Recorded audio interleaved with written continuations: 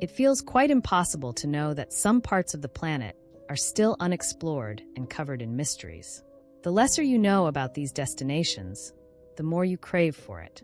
There are dangerous and forbidden places in the world, from remote islands to top-secret government facilities. And even if you believe you are capable of going to these places, I guarantee you that the experiences will be terrible. And to prove this to you, join me in this video as I reveal the secrets and stories that make these places totally forbidden.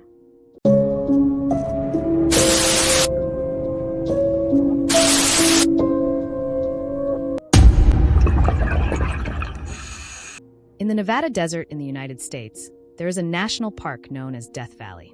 In addition to the scary name, there is also a cave called the Devil's Hole, which is still full of mysteries today, as it appears to be connected to other countries. Large earthquakes as far away as Japan, Indonesia, and Chile have caused the water to slosh in Devil's Hole like water in a bathtub, leaving mysteries to this day about the depth of this cave. And it is precisely in the Devil's Hole that one of the rarest fish in the world live, which is endangered, the Devil's Hole pupfish, with only about 100 to 180 individuals remaining in the wild. And this species only reproduces naturally in this cave, in warm, oxygen-poor water. But as this place naturally attracts the attention of many people, on June 20th, 1965, a group of teenage friends decided to go to the Death Valley Desert to visit this cave. And as soon as they arrived, they began to organize their diving equipment to try to explore the cave. On the way, the teenagers came across numerous danger, "Do not proceed and move away" signs, which made it very clear that the place was dangerous. But, as most of them were between 19 and 20 years old, they were still very immature and decided to ignore the warnings as they thought nothing bad would happen. This group of friends consisted of Paul Giancantieri and his brother-in-law David Rose, as well as brothers Bill Alter and Jack Alter. After walking a little to the top of a hill, the group found a fence that served to prevent unauthorized people from going to the Devil's Cave. But just as they did with the warning signs, they ignored the fence, passing by underneath it. Upon arriving at the cave, Paul, David, and Bill began to put on their diving suits, and Jack changed his mind and decided to keep watch outside the cave, an action that would save his life. The three then followed with the plan and dived into the cave to begin exploration. As the day was already getting dark, as time passed it became more difficult to see inside the cave, which made the dive even more difficult. Suddenly, a few minutes diving, Jack saw David and his brother Bill emerge. However, Paul was not with them both. They were worried, imagining that the worst had happened. David and Bill went back diving to look for their friend, imagining that Paul might have gotten lost on the way back. However, during the search, David began to get desperate and swim too fast, causing Bill, who was close behind, to lose sight of him. As his friends did not have any communication equipment, Bill had nothing to do and returned to the surface alone. And as two of his friends were missing, Bill decided to alert the authorities, who soon arrived at the scene. At that moment, the hope of finding their friends alive was still there, because the police knew there is a section in the cave called Brown's Room, where it is possible to breathe without needing an oxygen tank, as this part of the cave is not underwater. So, to check if the young people were there, authorities called Jim Houts, an experienced diver who had already dived in this cave several times. As in this scenario, any second would make a difference, Jim and his partner got ready and immediately dived into the cave and headed towards Brown's Room. And as you can see on the map, to get there it is necessary to go through an extremely tight tunnel. However, as the two were veteran divers, they passed through the tunnel without any major problems. And when they arrived at the scene, Jim realized that there was no sign that the two missing friends had been there.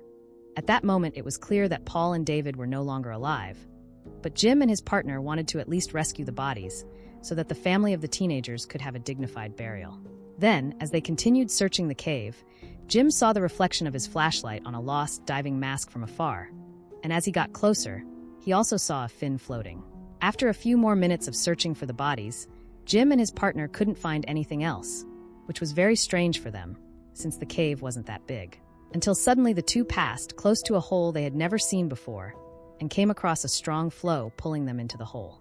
But before entering there, Jim threw a 200-meter rope to check the depth of this entrance, which ended before touching the ground. And as they did not know this room with a strong current, Jim and his partner decided to end the mission. Since, even motivated to recover the bodies, they knew that if they went in there, they would probably not be able to get out alive. To this day, the bodies of Paul and David remain in this cave, as the authorities considered that there was no point in risking the lives of other divers to recover them. But the most accepted theory is that the two friends suffered oxygen intoxication, which leaves the victim disoriented and with slow mental processing, which is why they got lost in the cave and got pulled by the current of the hole. Now in Paris, France, known for being the most romantic capital in the world and one of the favorite destinations for tourists. But what most tourists don't even imagine is that there is a cemetery with millions of skulls and bones under their feet. In the 90s, a man entered the Paris Catacombs without permission. To record his journey, the man turns on his camera and turns on the flashlight. He walks down a very narrow corridor alone that would certainly cause claustrophobia in most people. Initially, he walks for a few seconds without finding anything, just passing through narrow, dimly lit corridors with concrete walls without anything catching his attention, until suddenly the man sees several arrows painted on the walls and starts following them, arriving to a hole with several bones inside. He even takes one of the skulls in his hand as if nothing was capable of scaring him. But as he goes deeper and deeper into the catacombs, the man is taken by surprise and sees something. That leaves him completely terrified, but he was unable to film it with the camera. The man became so desperate that you can hear his breathing louder in the video, and after running for a few seconds, as if his life depended on it, he drops the camera, and eventually the battery runs out and the recording ends. We don't know what happened to him, but someone found the camera to keep the records. Back to the 18th century, Paris began to develop much more than other cities in Europe. What seemed like a good thing at that time ended up becoming a big problem since Paris had become so important. The city never stopped receiving new residents who lived from other locations. Over time, this ended up causing overcrowding. And of course, several people ended up dying due to illnesses, accidents, and even natural causes. Soon the city's cemeteries began to become increasingly crowded, and to bury the new bodies, the authorities opened the existing graves, removing the old corpses to place the new ones that arrived in the cemetery. Some graves were even left open, and as a result a bad smell spread throughout Paris, causing residents to complain to the government. In 1785, the police chief at the time, Alexander Lenoir, had the idea of placing the remains in caves and abandoned mining towers that were 20 meters below the ground and were around 300 kilometers long. At first, the authorities only threw the bones in any form at the site as a desperate measure to get rid of the remains.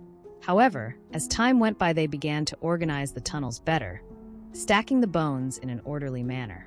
Then in 1809, the authorities realized that they could transform the place into a tourist spot, and so they carried out several renovations to make the tunnels more inviting for tourists to visit, thus creating what is known today as the Paris Catacombs. But although this place is open to visitors, tourists can only explore some small, limited areas, as the rest of the catacombs are closed and only those with authorization can enter. But of course there would be some people who would not respect these rules. Some people enter through sewers, abandoned tunnels, and also through small openings in the walls, and obviously these curious people are at great risk. After all, these buildings are very old and therefore could collapse at any moment, as a simple trip or slip inside one of these tunnels would be more than enough to start the collapse.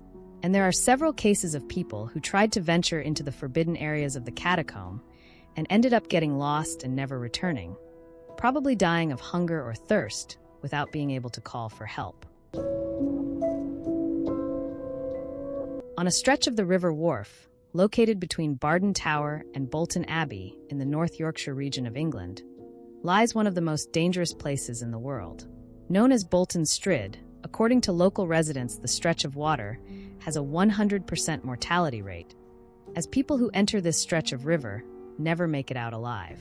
Although there is no official record of deaths occurring on the Strid, today there are signs on the riverbanks saying, "The Strid is dangerous and has claimed lives in the past.